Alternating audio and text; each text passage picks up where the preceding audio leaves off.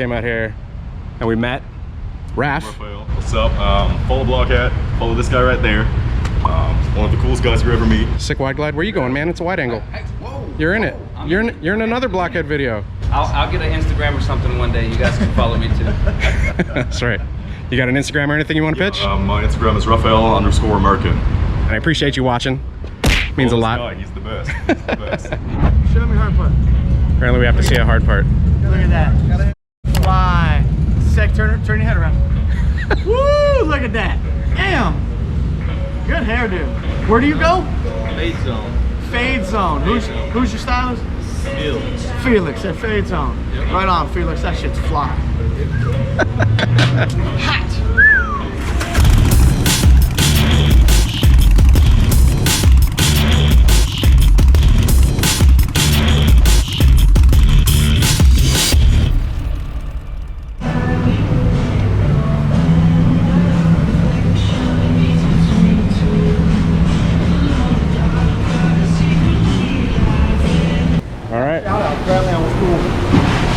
Apparently, you are cool. You guys know? Go follow Chris Wideglide.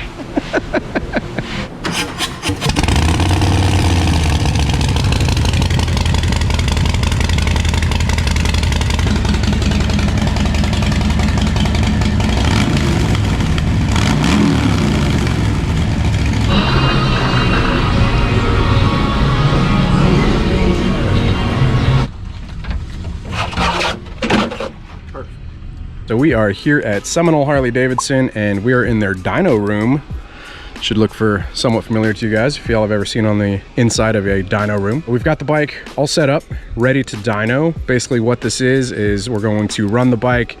We've got DynoJet software set up here. We've got this where the rear wheel rolls on this wheel that's mounted into the ground. That basically goes to all these sensors and it all kind of plugs into the computer to tell us what kind of power numbers that we're getting. So this is part 3 in the series of installing the 131 cubic inch Milwaukee 8 stage 4 in my 2020 Harley-Davidson Softail Low Rider S. We basically got the install done and now we're to the point of throwing it on the dyno to see what kind of numbers the stock map that they give you is going to give us. I'm going to ride this around for a little bit, probably about a week or so. So here with me is Chris. You guys be sure to go give him a follow. He's been absolutely awesome through this entire process. Instagram at SickWideGlide. Go give him a follow. He's an absolute wealth of information. I'm gonna ride this around for about a week in the current configuration with the Screaming Eagle Street Tuner or tune on it. And then we're gonna come back and we're gonna take that tuner off. We're gonna put the Thundermax on with just a base map, let it go through some auto tuning, and then we're gonna bring it back, dyno it, see what kind of numbers we're at, and then we're gonna start to fine tune it.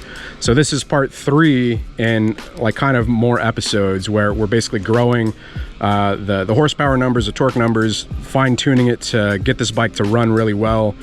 We've also got some other plans in terms of, what was it, the clutch, right? We're gonna upgrade the clutch. Who knows? Maybe I can tuck in a bigger, better cam at some point, but yeah, baby steps. Baby steps, baby steps. Oh, I'm totally down for a better cam. There were some questions online about why we went with gear drive, or why we went with chain drive, not gear drive. What was the run out, things like that. You were well within range. But the reason we didn't go with a gear drive is simply because the kit comes with chain drive. Harley doesn't even offer the 517 in gear drive. So, you know, if I can talk them into another cam at some point, maybe we'll do gear drive at that point. Yeah. But for now, we went with the Screaming Eagle Street Legal 131 kit as advertised. Yeah. No frills other than the cam plate and oil pump, which we've mentioned numerous times. It's as you would buy. Yeah. With nothing extra. So the thing we're trying to do with this is we're trying to give you guys like the honest thoughts, feedback, impressions of if you were to buy this kit, this is what you would be getting. So we're not taking it to that next step just yet because we want to show it for what it is at the moment. And then if you guys decide to go with that, that's what you're going to get. But then you can also build upon that. So like the cam plate, yeah, definitely. And again, we'll show numbers as we do in stages. Yeah. So it's a learning opportunity for you guys. Exactly, and myself as well. I'm learning an absolute ton. So we're pretty much gonna give it a go as is. We're gonna see the numbers, and then, like I said, I'm gonna ride it around for a week. At the end of that week, I'll give you guys thoughts and impressions and all that stuff. And then from there, we'll start doing like the new tuner from Thundermax. We'll beef up the clutch. Maybe gonna change exhaust. I don't know. I'm kind of on the fence. People are like back and forth about it. And then in the future, you know, different cam. So we're taking you guys through the whole process. But keep leaving the positive feedback, and anything that you have a question about, by all means, leave it in feedback. We can't answer everything. Yeah, definitely. But we are using some of what you guys say as a place to go, as content, so to speak. Yeah. So we will do future episodes, some of which will be based on some of the things that you guys are going back and forth on in the comments. So we are going to have a follow-up Q&A episode on this for you guys. So whatever questions you guys do have, be sure to drop them down in the comments below. Chris is incredibly knowledgeable about this, so he should be able to answer a majority of it. I mean, we've gotten questions like adjustable versus non-adjustable or fixed push rods,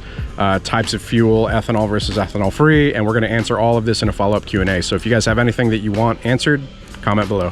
And as a teaser, Block's running this now currently on clean fuel, non-ethanol fuel, yep, with a little bit of race gas you are putting in it. I remember. So we're gonna do, after what, 6,000 miles, we're gonna tear it down for you guys to kind of put to bed the ethanol versus non-ethanol. Yeah. So we now have 89 octane ethanol free in it, but I added some race gas to it, which boosts it up to about 100 octane. And we're pretty much just gonna run it with that as much as I can for 5,000 to 6,000 miles. I think there's like a little over 5,000 on it right now. So we'll probably do 5,000 to 6,000. And then we're gonna take apart the top end, check out the pistons, see what they look like, just so we can have that comparison of, I mean, I only put 93 octane in the bike previously, and that's what they look like. So it'll be a good comparison. With ethanol, exactly. All right, let's get some pulls, see what it looks like. What can you tell us about this whole DynoJet process? For those people that aren't familiar with what this does, I pretty much told them it's all connected to like a wheel on the ground. It sends like info to the computer about what kind of power numbers or... If you notice, what we're looking at here is, this is pretty basic. This is the speed of the motorcycle and the RPMs. This is the control of the brake down below, so we can add load or take load away. This is the temperature of the brake in the dyno, nothing to do with the motorcycle. And this is the AFR, so this is reading how much air and fuel, what the ratio is that's coming out of the exhaust currently. That's what this is here for us. You said it's a sniffer, right? Correct. So it goes into there and it sees how much fuel that it's not burning. Correct. Is that right? Yeah, correct. Okay. Or how much air, either way, but it's reading the contents. Okay. This is not really what we use to tune. This is just simply information for us to make a run. Once we make a run, then we'll open the tuning program and make adjustments as necessary, which will affect this number here. We want to get our AFR to whatever we decide we want it at. If we want it at 14.3, then that's where we're going. If we want it at 13.8, we'll go there. For example, the name of this is stoichiometric. This is the stoichiometric value. How do you achieve the stoichiometric value? There's a math equation for that. Part of this is our own information to us, to ourselves, as far as building maps and where we start and how we do it and so on and so forth. If you're looking at like an equation, it's this many parts air to this many parts fuel. Correct. Yeah. I'm gonna turn the fan on so it's gonna get loud.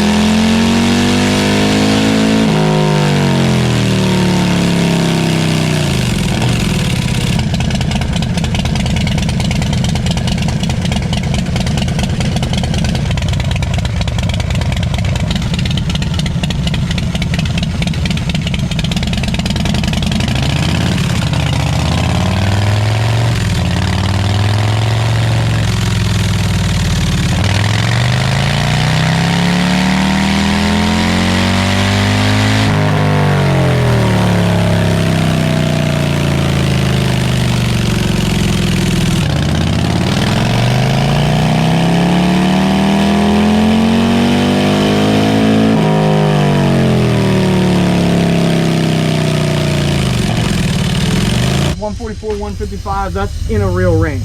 Yeah. The other ones obviously are not, because they're spiking. And that's why your horsepower only shows a little bit, because by the time it's up there, your slipping. clutch is slipping. So it's not putting it to the ground. Okay. What gear are you in right now? Third. I go to fourth. Or fifth, to see if, like, because there'll be less torque in fifth gear, and you might get less slippage. I can try it. It's just really tall. Yeah, I know. I know, but I'm just saying, just to see it.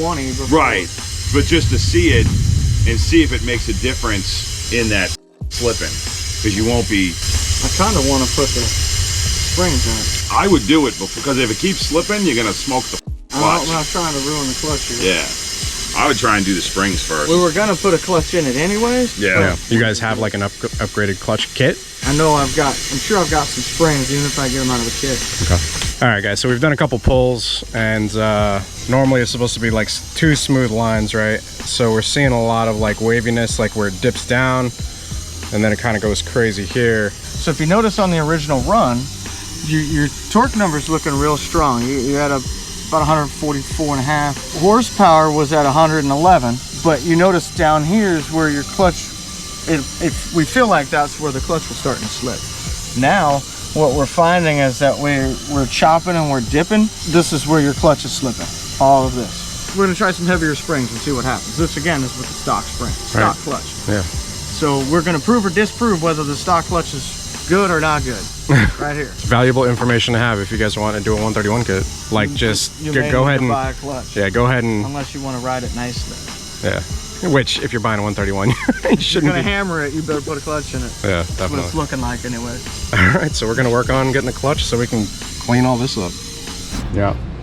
Alright, so these are the clutch packages that we're looking through. So Screaming Eagle, high capacity clutch plate kit, Milwaukee 8 engine. And you're saying it'll be able to handle 139, 150? Yep. Max crankshaft torque foot-pounds. Hopefully Daytona has it in stock, and I'll run to go pick it up.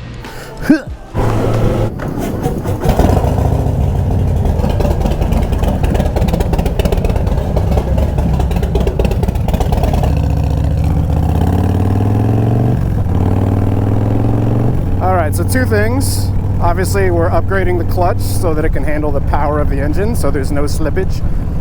One of the things he said is that you wouldn't notice that it's slipping, obviously, unless we have it on the dynograph, but it's incredibly sensitive.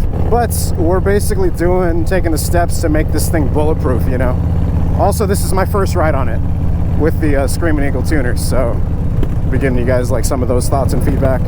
Although, because the clutch is slipping, I'm gonna kind of take it easy, so we're not gonna see like the full potential of it in this ride. Also, the reason I am going to Daytona is because they don't have the performance clutch kit in stock here, so it's just a quick 40-minute ride up to Daytona and 40 minutes back. Before I go, though, in an attempt to keep this bike and this new engine running on ethanol free, I've got about half a tank of ethanol free with octane booster, which puts it up to about 100 octane, but I'm gonna go ahead and top off since we've got some ethanol free right here. So ethanol free is like non-alcoholic dinosaurs, I guess.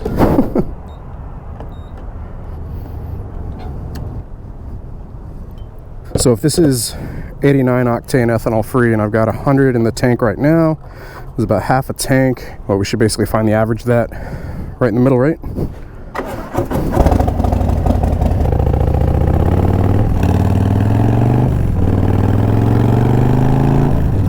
Ooh, she feels, oh man, she feels like she wants to go. I'm just gonna take it easy though, break it in a bit, guys. All right, well, I'm not going to show you guys the whole trip to Daytona and back because it's going to take about an hour and a half.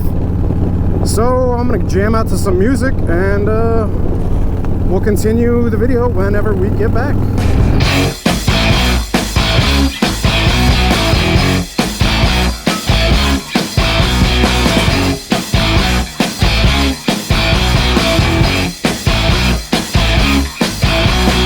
How's that scoot along with the 131? Oh, it screams. I'm actually here to pick up the performance clutch pack because it actually makes the clutch slip. On the way to install that right now. Cool. She's a monster. Think about naming her Godzilla.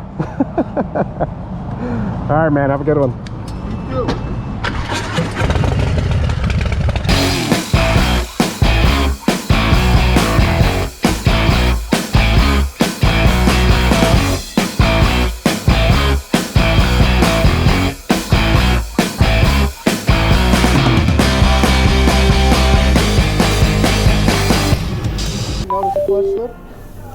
No. Yeah, I didn't think you No. Like even coming in right here, I like dropped it to third gear just like we would on the dyno and got on it. You can't feel it. Like unless they have it on the dyno, they're probably not going to see the clutch slipping. Yeah.